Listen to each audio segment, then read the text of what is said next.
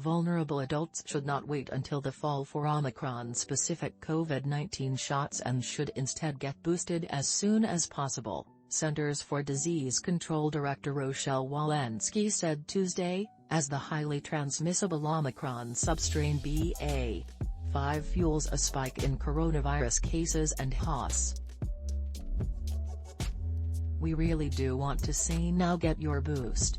We have every anticipation that the data will suggest that you will be eligible for another 103,907. That's how many coronavirus infections per day the U.S. averaged for the week ending July 10, up from roughly 30,000 cases a day in early April, but still well below a January peak of more than 800,000 cases a day, according to CDC estimates.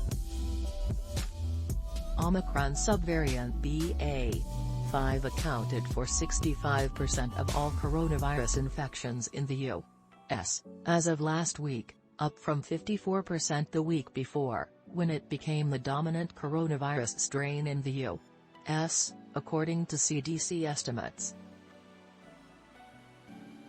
The Food and Drug Administration 2 weeks ago advised pharmaceutical companies to manufacture booster shots targeting Omicron subvariants BA.4 and BA.5. The strains were first discovered earlier this year in South Africa, where they became dominant, and eventually made their way into the U.S. in late March. By late June, BA.4 and BA.5 had become the prevailing substrains of COVID in the U.S. Pharmaceutical companies are hoping to offer the targeted vaccines as early as October, but experts have cautioned that high-risk individuals in particular should not wait for the retooled booster.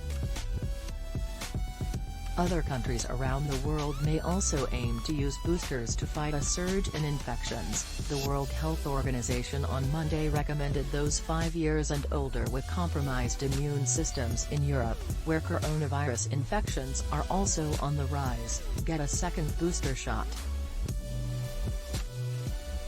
Should you get a COVID booster? Here's who should, and how.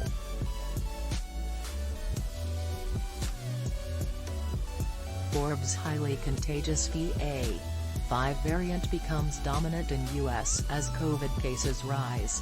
Forbes White House, COVID booster will not preclude shot for later variants. Axios full coverage and live updates on the coronavirus.